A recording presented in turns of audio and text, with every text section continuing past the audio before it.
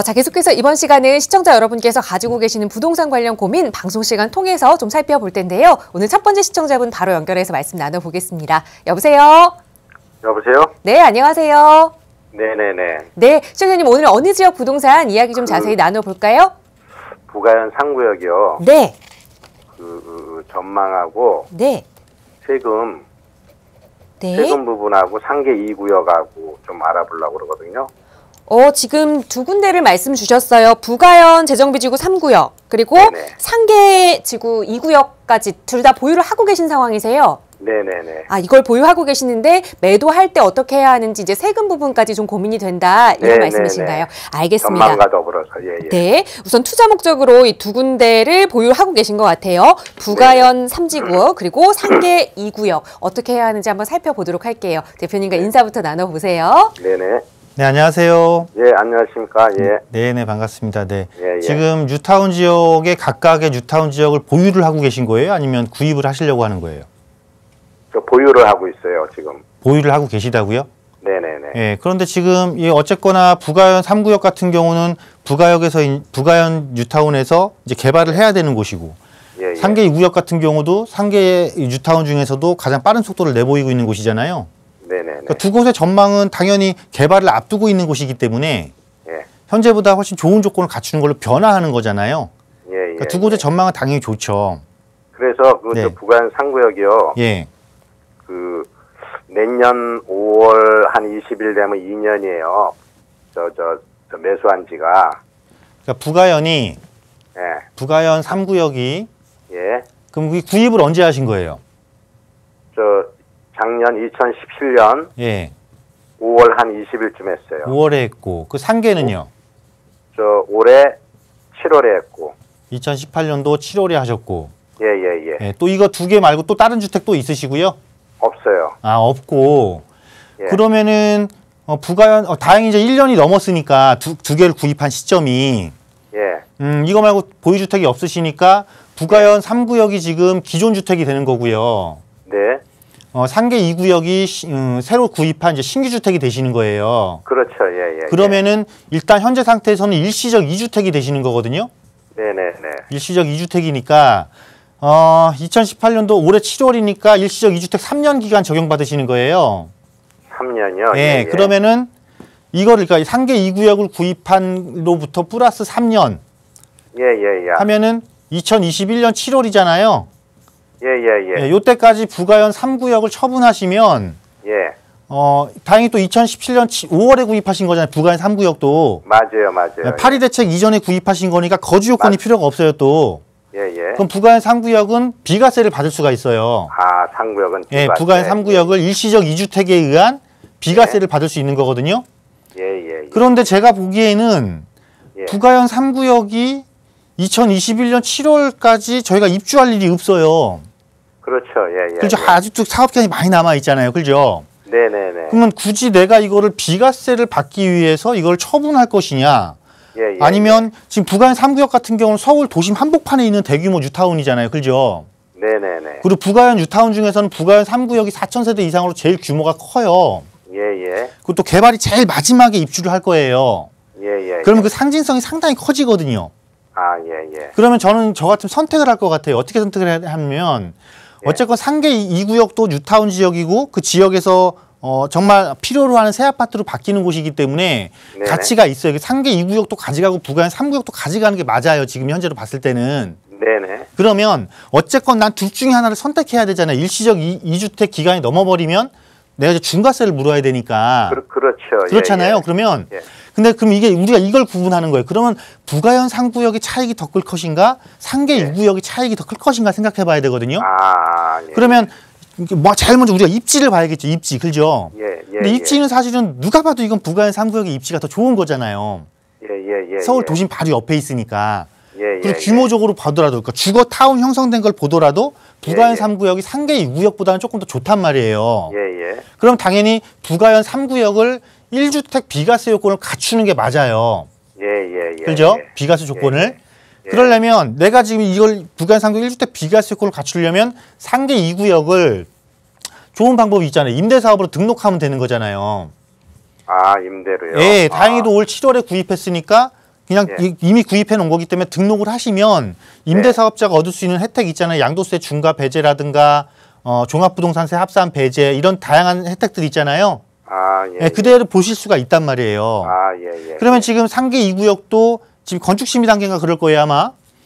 아직 철거까지 가려면 기간이 많이 남아 있어요. 많이 남았 것 같아요. 예, 예. 예, 많이 남아 있잖아요. 예, 예. 그럼 하루라도 빨리 등록해서 내가 의무 예, 임대 예. 기간을 빨리빨리 채워야 되는 거거든요. 아, 그래서 예, 가능하면 내가 어떤 그 자금적인 부담이 크지가 않다라면 예. 제일 좋은 것은 상계 2구역도 입주 이유, 부가연 3구역도 입주 이유.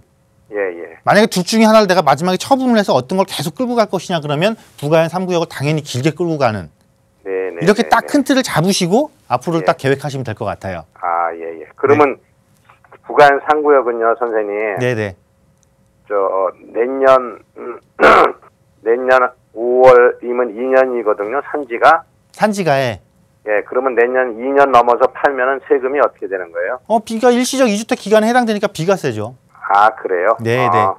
근데 아, 말씀드린 아까는 것처럼 워낙 좋은 곳 입지니까 예. 가능하면 제가 아까 말씀드린 방식을 선택을 해서 좀 길게 가져가셨으면 좋겠어요. 네네네. 고맙습니다. 보유하고 예, 있는 걸 알겠습니다. 잘 지켜내는 것도 정말 좋은 재테크입니다. 예, 알겠습니다. 네, 고맙습니다. 예, 네. 감사합니다. 우선 세금적인 측면에서 비과세 혜택 내년 이전에 매도하면 받을 수는 있지만 그래도 더 장기적으로 보유하시는 게 투자 목적에는 더 맞다라는 말씀 주셨으니까요. 다시 한번 투자 계획 점검해 보시기 바라고요. 언제든지 더 궁금한 내용 있으시다면 저희 세미나 무료로 참여해 보시거나 또 무료 상담 전화 이용하시기 바랍니다. 계속해서 두 번째 시청자분 전화 연결 통해서 또 말씀 이어갈게요. 여보세요? 네, 여보세요? 네, 안녕하세요. 네, 안녕하세요. 네, 오늘 어느 지역 좀 고민 가지고 계신가요? 저기 수원에 권선 113-12구역 영신여고 있는데 재개발. 네. 그쪽에 이제 제가 입주권 25평짜리 가지고 있고요. 네. 그리고 지금 현재는 이제 무주택이거든요. 네. 여유 자금이 한 1억 6천 정도 되는데 이거 가지고 이제 어떻게 투자해야 될지 네. 그거 상담 좀 하고 싶어서. 알겠습니다. 지금 수원 권선의 재개발 구역에 입주권을 네. 하나를 보유하고 계시고 네네. 거기에 추후에 실제 거주하실 계획이세요? 그렇지는 않고요. 이제 봐서 지금 현재는 이제 전세 살고 있는데 네. 앞으로 이제 투자해서 돈 좀 벌어가지고 이렇게 좋은데 이렇게 들어가서 살고. 알겠습니다. 그런 것도 있고. 그럼 우선 네. 이 입주권도 투자 목적으로 지금 생각을 하고 계시고 남은 네네. 여유자금 1억 6천 정도를 또 어떻게 투자를 하면 좋을지 고민이 되시는 것 네네. 같아요. 네, 네, 한번 되게 살펴보겠습니다. 전망하고. 네, 알겠습니다. 자, 네. 대표님과 인사부터 나눠보세요. 네, 안녕하세요. 안녕하세요. 네, 안녕하세요. 네, 네, 반갑습니다. 네. 네, 네, 지금 수원의 권선동에 지금 재개발 하나 갖고 계시고, 네, 네, 그럼 이미 1주택은 갖고 계신 거잖아요. 그죠? 네, 네, 그리고 나머지 여유자금을 어디다 투자할까를 고민하시는 거예요? 네, 네. 먼저 재개발은 항상 그래요.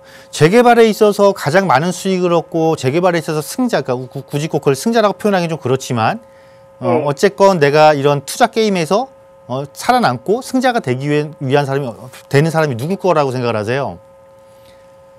재개발을 끝까지 지켜서 나중에 입주까지 보고 입주 이후에 처분하는 사람이 가장 많은 이익을 실현시켜요. 네. 예, 그래서 이거를 재개발을 내가 갖고 있는 거를 이걸 팔아야 될까 말아야 될까 큰 고민을 하지 마시고 가능하면 많은 자금이 투입되지 않은 상태라면은 이걸 끝까지 보존하시는 게 상당히 이익적인 측면에서 유리하다 이렇게 생각하시면 되겠고요. 네, 네. 네, 그럼 1억 5천 정도의 자금을 갖고는 뭐 고민해 보시거나 생각해 보시는 곳이 있으실 거 아니에요. 저는 당연히 도심이 좋죠. 근데 이제 지금 하도 많이 올라서 도심? 어제 매일경제 보니까 또 빌라는 이제 서울에 공급이 너무 많아서 하면 네. 안 된다고 나오더라고요. 네, 네. 지금 고민이 많이 돼서. 그럼 내가 그러니까 중심은 있을 거 아니에요. 내가 예를 들어서 여유자금 아까 얼마라고 그러셨죠? 지금 현재는 1억 6천 정도 되고 앞으로 한 2억 정도? 그럼 2억 이내에서 내가 투자할 수 있는 거는 그럼 내가 만약에 서울은 어디서 보니까 그렇게 말을 해서 난 서울 투자를 안 하겠다. 그럼 경기권이면은 가까운 수원권에 있는 소형 아파트를 선택하시면 되는 거고. 근데 경기권에서 수원에서 소형 아파트를 선택하시더라도 수원도 이미 역세권들이 많잖아요. 그죠? 네. 네, 역세권 중심으로 들어가시면 되는 거고. 어떤 의미에서 서울에 다세대 공급이 많다라고 했는지 모르겠지만 서울을 공략하는 방식은 다양해요. 그리고 만약에 이 다세대라는 게 서울의 공급량이 많다? 그러면 반대로 그럼 다세대가 경기권에는 경기권의 공급량은 어떨까 생각해 봐야 되거든요. 서울의 공급량이 많으면 경기권의 공급량이 훨씬 더 많아요. 왜냐하면 기본적으로 딱 토지 가격 자체가 저렴하기 때문에 항상 우리가 이런 걸 투자할 때 왜 자꾸 서울 쪽으로 투자를 하세요라고 말을 하고 유도를 하는지 생각해 보시면은 결국은 공급량을 먼저 따지기 전에 우리가 토지의 가격부터 따져봐야 되는 거예요. 서울은 토지의 가격이 시간이 가면 갈수록 타 지역에 비해서 타 지역이 예를 들어서 50이 오른다라면 서울은 기본적으로 7, 80이 상승을 해요. 토지의 가격이. 그래서 추가적으로 내가 공급을 하고 싶어도 상당히 기본적으로 공급량의 제약을 받으면서 공급이 이루어지는 구조를 갖고 있고 경기권에는 기본적으로 공급량이 언제 어디서 얼마만큼 터져줄지를 몰라요. 상당히 많은 공급량이 대기하고 있는 곳이 바로 경기권이다라고 보시면 돼요. 그래서 굳이 내가 만약에 서울의 역세권에 투자할 것이냐 경기권의 역세권에 투자를 할 것이냐 놓고 본다라면 경기권의 역세권에 투자를 해도 이익은 있지만 그 이익의 크기는 결국은 공급량이 상당히 제약을 받으면서 공급을 해주고 있는 서울 쪽의 공급량이 서울의 이익이 훨씬 더 크다라고 보시면 되겠고 그 정도 자금이시면 서울의 용산이나 강남권의 소형주택도 얼마든지 공략을 가능하신 금액이세요. 그래서 어떤 한쪽의 이야기만 듣고 그쪽에 편중돼서 시각을 내가 닫지 말고 조금 더 분석력을 키우셔서 왜 이곳에 투자를 해야 되는지만 해야 내가 이익을 알토란 같은 이익을 얻을 수 있는지를 조금 더 공부해 보실 필요가 있을 것 같아요. 듣고 계시죠? 빌라 말씀하시는 건가요? 그러니까 서울에서는 어차피 지금 2억 미만으로 아파트 투자는 힘들어요. 그러면 서울에서 내가 소액으로 그 금액 밑으로 들어갈 수 있으면서 미래 가치가 높은 곳을 선택해야 되는 거잖아요. 그럼 서울에서 미래 가치가 높은 곳이라는 건 뭐겠어요? 서울에서 가장 많은 수요자들, 서울 지역뿐만 아니라 그 지방 지역, 외부의 전국에서 관심을 가질 수 있는 지역. 그것이 바로 강남 아니면 용산이잖아요. 이런 지역들이 지난 10년 전, 20년 전에 비해서 가격이 얼마만큼 뛰어올랐는지 생각해 보시고 접근을 하시는 거예요. 항상 우리가 투자를 할 때는 가격이 비싼 지역이라고 투자를 안 하는 게 아니고 그 가격이 비싼 지역의 10년 전, 20년 전의 패턴을 봐서 다른 지역보다 이 지역이 왜 더 많이 올랐는지를 공부를 하고 분석을 하고 그 지역에 투자를 해야지만이 내가 앞으로 또 10년 뒤에도 다른 어떤 곳에 투자한 것보다 높은 수익을 얻을 수가 있는 거예요. 아시겠죠? 네. 지금 관망하라고 많이 나오잖아요. 뭐라고요? 많이 이제 떨어진다고. 시세가 좀 떨어지니까 네. 이제 좀 관망하라고 이렇게 많이 자, 지금 최근 3년 새에 가장 많이 오른 게 뭐예요? 아파트요. 아파트잖아요. 네. 아파트는 최근 3년 내에 평균 50%가 올랐어요. 당연히 평균 3년 내 평균 50%가 올랐으니까 오른 가격에 대한 스트레스가 쌓여있고 부담이 쌓여있으니까 얘는 조정 단계에 들어가는 게 맞고 그럼 네. 아파트와 비아파트의 지금 가격 격차가 사상 최대예요. 얘는 조금 내려오고 얘는 조금 올라가면서 가격 격차가 또 형성이 되겠죠. 그러니까 전체적인 시장 흐름을 보셔야 되는 거예요. 편중된 시각으로 보시면 안 되고. 이런 것들을 세미나 시간에 오시면 조금 자세하게 설명을 드릴 수가 있습니다. 네, 알겠습니다. 네. 한번 가볼게요. 네. 네, 우선 가지고 계시는 입주권은 계속 끝까지 입주할 때까지 보유하시는 것, 그리고 투자처로는 다세대 주택에 대한 좀 불안감을 가지고 계셨던 것 같아요. 하지만 서울 도심권에 있는 공급이 부족한 다세대는 투자해볼 만한 가치 있다라는 말씀드렸으니까 다시 한번 그 방향 설정 해보시는 게 좋을 것 같습니다. 자, 시청자 여러분들의 부동산 관련 고민 상담 아래 나가고 있는 번호 통해서 무료로 도움드리고 있고요. 이번에는 문자 주신 내용 하나 살펴보겠습니다. 뒷번호 2113번 쓰시는 시청자분께서 일산에 거주하고 있는 신혼부부입니다. 지금 전세로 거주 중인데 여유 자금이 3천만 원 정도가 있습니다. 부동산 정책 큰 흐름을 볼 때 내 집 마련 계획과 투자 계획을 어떻게 세워야 할지 너무 고민이 많습니다. 전문가님의 의견 부탁드려요 라는 말씀 주셨거든요. 신혼부부시고 지금은 전세 거주, 여유 자금 한 3천만 원 정도 있으시대요. 어떻게 하면 좋을까요, 대표님? 네, 우선 신혼부부시니까요. 신혼부부 특별공급 물량을 적극적으로 좀 노려보세요. 또 일산이라고 하셨으니까 물론 일산이 신도시이기 때문에 주택 가격이 그렇게 상승폭이 크지 않은 그런 단점은 있지만 어쨌건 그것도 이제 1기 신도시로서 주택이 노후화가 진행이 되면서 새 아파트에 대한 그 이주 수요까지 자체적인 이주 수요뿐만 아니라 그 기대 심리까지 상당히 반영이 돼서 향후 일산 지역의 주변 지역에 들어서는 새 아파트들에 대한 프리미엄은 일정 부분 형성이 될 겁니다. 현재도 그렇게 하고 있고요. 그래서 그 중에서 지금 좋은 조건인 거잖아요. 신혼부부의 특별공급 물량이 이달부터 공급량이 기존 대비 2배로 늘어났거든요. 그래서 그런 것들을 적극적으로 공략을 해보시면서 특히 뭐 대곡 역세권이나 장강지구의 공공택지지구에는 이 젊은 신혼부부들을 위한 그런 공급 물량이 지금 예정돼 있는 곳이기 때문에 이런 부분을 적극적으로 노려서 청약시장을 노려서 내 집 마련을 계획을 해보시고요. 또 지나치게 또 청약시장에 집중만 하고 있다 보면은 다른 것도 놓칠 수가 있어요. 그러면 현재 있는 여유자금 3천만 원을 여유자금 3천만 원을 가지고 조금 더 투자의 패턴도 그려볼 수가 있다. 대신에 청약에 영향을 미치지 않는 투자를 해야죠. 청약에 영향을 미치지 않는 투자를 하는 게 무엇이냐면 오피스텔 같은 경우는 내가 일정한 부분, 역세권의 오피스텔이라든가 서울 주요 중심지의 오피스텔 같은 경우는 입주 이후에 충분히 그러니까 내가 만약에 3천만 원 갖고 투자를 했다. 그러면 최소한 2천만 원, 3천만 원의 이익을 충분히 볼 수 있는 그런 구조를 띠고 있습니다. 기본적으로 역세권이기 때문에. 그런 곳들은 청약을 하더라도 내가 투자를 하더라도 청약시장에서 내가 주택수를 산정할 때는 무주택자에 들어가요. 그러니까 항상 있는 자금을 가지고 내가 이걸 무조건 묻어놓을 곳이 아니라 내가 하고자 하는 목적 달성에 피해가 안 간다라면 오히려 그걸 적극적으로 활용을 하면서 향후 내가 이게 청약시장을 공략을 해서 당첨이 됐을 때 이거를 투자를 함으로써 이 금액이 훨씬 늘어나잖아요. 그 늘어난 자금을 가지고 처분을 한 이후에 여유 있게 이 청약시장 공략한 것을 활용할 수 있는 이런 어떤 사다리 패턴이죠. 그런 시너지를 얻을 수 있는 그런 패턴을 구사를 하시면 되겠거든요. 그래서 신혼부부니까 첫 번째 청약시장을 적극 공략할 것, 그리고 지나치게 청약시장만 너무 편중을 해서 현재 있는 여유자금을 그대로 은행에 묻혀놓으시는 것보다는 두 번째 그 여유자금으로 할 수 있는 단 청약시장에 내가 청약을 함에 있어서 불이익이 없는 투자 패턴, 투자 가능한 상품에 투자를 해서 자본금을 좀 불리는 방식을 구사할 것, 이렇게 두 가지로 정리를 해드리도록 하겠습니다. 네, 우선 신혼부부 특별 공급 계속해서 노리시되 그거에 부담을 주지 않는, 그 문제가 생기지 않는 오피스텔 투자, 역세권 오피스텔 투자까지 권해주셨거든요. 이런 부분 조금 더 자세하게 투자 계획들 세워보시고 언제든지 궁금한 내용 있으신다면 상담 전화 통해서 무료로 더 상담 받아보시기 바랍니다. 자, 계속해서 다음 시청자분 또 전화 연결 통해서 말씀 이어갈게요. 여보세요?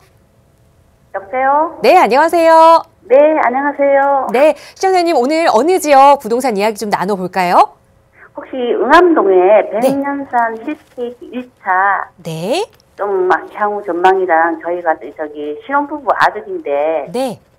들어가서 살 예정인데 향후 어떤지 좀 알아보고 싶거든요. 네, 알겠습니다. 은평구에 위치한 응암동 백년산 힐스테이트 1차 아파트, 이거를 이제 아드님 신혼부부의 거주 목적으로 좀 보고 계신 상황인 것 같아요. 지금 매수해도 괜찮을지 한번 살펴보도록 하겠습니다. 대표님과 인사 나눠보세요. 네, 안녕하세요. 네, 안녕하세요. 네. 반갑습니다. 네, 아드님 그 신혼집으로 생각을 하시는 거예요? 네. 네. 근데 백령산 왜 1차를 선택하신 거예요? 근데 아들이 이쪽에 이렇게 인터넷으로 한번 봤나 봐요. 조금 뭐 깨끗하고 이런 게 있어가지고 잘 모르니까 일단 서울 쪽도 잘 모르고 이제 처음으로 이렇게 집에 대해서 관심을 가지다 보니까 백령산 일대 이쪽에서 지역에 보신 건 나쁘진 않으세요. 왜냐하면 여기가 이제 거의 한 5,000세대 정도의 아파트 단지가 형성되고 있는 곳이기 때문에 주거지로서 타운화가 이루어지고 있는 거니까 이것이 일정 부분 그러니까 가격이 하락 압박을 받는 것보다 꾸준하게 상승할 수 있는 여건을 이미 갖춘 거거든요. 그런데 이제 문제는 뭐냐면 이 지역이 이제 단점과 장점이 공존을 해요. 장점이라면은 이 지역 내에서 비교적 다른 가격이 많이 상승한 아파트 단지 대비 그래도 내가 아직까지는 진입해볼 만한 가격대를 형성하고 있다는 게 장점이고 또 백년산 근린공원이 있어서 상당히 그 공기가 좋다라는 장점이 있어요. 자연환경이 좋다라는 거. 그리고 단점은 뭐냐면 이게 산자락 아래쪽에 있다 보니까 이 지역 내에서는 조금 구릉지를 형성하고 있어요. 그리고 대중교통의 접근성, 그러니까 버스의 접근성이 아닌 지하철과의 접근성은 조금 떨어지는 단점이 있어요. 그러면 내가 이런 지역을 선택할 때는 어떤 기준을 놓고 선택을 하냐면 지역에 장점이 있는 거는 이후에도 계속 장점으로 작용을 하잖아요. 근데 지역에 단점이 있는 것이 개선이 될 수가 있다라면 내가 예측한 것보다 훨씬 더 많은 가치 상승을 이룰 수가 있겠죠. 그죠? 네, 다행히도 여기는 세전역에서 이렇게 나와서 명지대를 지나서 나중에 향후 여의도까지 들어가게 될 서부선 경전철이 예정이 돼 있어요. 네, 근데 이 서부선 경전철이 딱 들어오게 되면 이 어디가 이 역세권 단지로 바뀌냐면 아까 그 힐스테이트 1차 말씀하셨잖아요. 1차 말고 3차가 초역세권으로 바뀌어요. 그 앞에 여기 들어서게 되거든요. 그러면 어차피 지금 입주 연도도 비슷비슷할 것이고 가격대도 아마 비슷비슷할 거예요. 현재는. 근데 이게 역세권이 이 서부선 경전철이 들어와서 실제 여기 생기게 되면 역세권의 초역세권과 좀 도보로 조금 이동해야 되는 역세권의 가격 차이 나기 시작해요. 네. 그러면 지금은 가격 차이가 없을 때 이 역세권으로 바뀔 곳을 들어가 있는 게 나한테는 유리한 거잖아요, 훨씬. 네, 그래서 가격 대비 이쪽 지역을 선택한 건 나쁘지 않으셨고, 그리고 단점이 개선되면서 이 개선되는 효과를 월등히 조금 누려볼 수 있는 1차보다는 3차를 조금 보시는 게 낫겠다. 이렇게 정리해 드릴게요. 아, 한 가지만 저도 문제게요. 봉천동에 혹시 네. 벽산 블루밍 1차 이쪽이랑 어떻게 어느 곳을 그러니까 이거는 접근성의 문제예요. 그곳은 아무래도 봉천동 자체가 강남의 접근성이 조금 좋잖아요. 네. 그런데 그것도 사실은 가격 상승률이 크고 많이 이루어지는 단지는 아니에요. 네. 그거는 지금처럼 최근 3년처럼 부동산 가격이 정말 화랑세가 이루어져서 네. 또 시장의 패턴이 큰 패턴을 이루어지지 않는 이상은 그냥 잔잔하게 움직이는 거지 큰 상승을 이루어내지는 않는 거거든요. 그런데 이쪽의 지역을 보시는 게 뭐냐면 최근 마포구나 서대문구 쪽이라든가 이쪽 지역이 상당히 예전에 그런 서대문구가 아니에요. 특히 마포의 가격 상승이 이루어지면서 상대적으로 가격이 낮은 가격을 형성하고 있는 서대문구가 마포를 지금 쫓아가는 상황을 벌이고 있단 말이에요. 그러면서 가재울 뉴타운과 수색진산 뉴타운이 가격을 선도해 주기 때문에 백년산 힐스테이트가 지금 접근하기엔 조금 더 낫지 않을까 이런 의견 드리도록 하겠습니다. 아, 감사합니다. 네. 고맙습니다. 네. 보셨던 아파트 단지 추천드리면서 단지를 3단지 쪽으로 관심 바꿔보시기 권해드렸거든요. 좋은 선택하시기 바라겠고요. 저희 빠르게 다음 전화 바로 받아볼게요. 여보세요? 네, 여보세요? 네, 안녕하세요. 네, 안녕하세요. 네, 어떤 고민 좀 가지고 계세요? 네, 송파 가락동에요. 네. 132-1 투룸을 2개 갖고 5년 임대하고 있는 사람이에요. 네. 하나는 마포구 용강동 149-36. 네. 이거를 5년짜리 임대인데 엘리베이터가 없어요. 네. 그래서 이게 10년짜리로 바꾸면 어떤가 하고요. 네, 알겠습니다. 지금 2개의 다세대 주택을 보유하고 계신 것 네. 같아요. 가락동에 하나, 그리고 마포 용강동에 하나. 네. 이거를 2개 다 임대 사업을 등록하신 상황이세요. 예. 네, 알겠습니다. 이걸 더 연장해야 될지 한번 살펴보도록 할게요. 대표님과 인사 감사합니다. 나눠보세요. 네, 안녕하세요. 네, 대표님 감사합니다. 네, 반갑습니다. 네. 네. 자, 제가 한번 여쭤볼게요. 이 2개를 구입해서 지금 단기 임대를 등록하셨다라고 했는데 네. 그러면 새 거를 구입하셔서 등록하신 거예요? 네, 네, 분양받은. 근데 이거를 지금 이제 10년짜리로 전환할까 말까 고민하시는 거예요? 8년짜리로? 네. 제 생각은 전환 안 하시는 게 좋을 것 같아요. 아, 그래요? 왜냐하면 전환을 하게 되면 단기에서 예. 장기로 전환을 하게 되면은요. 네. 이게 법 적용이 2개가 돼요. 민간 임대주택에 관한 특별법하고 네. 조세특례 제한법 2개를 적용받는데 네. 그러니까 민간 임대 특별법을 적용받을 때는 이 단기 임대 사업했던 의무 임대 기간 있잖아요. 예. 그게 그대로 다 합산을 해줘요. 네. 그런데 문제는 우리가 임대 사업을 등록하는 이유가 세제 혜택을 받기 위해서 등록하는 거잖아요. 네. 그런 세제 혜택을 받기 위해서는 조세특례 제한법이 적용이 돼서 네. 내가 단기 임대 때 등록한 기간 있죠. 네. 이 기간의 2분의 1만 여기선 적용을 해줘요. 아, 2분의 1만요? 네, 그러면 만약에 내가 단기 임대로 했는데 4년을 했어요. 네.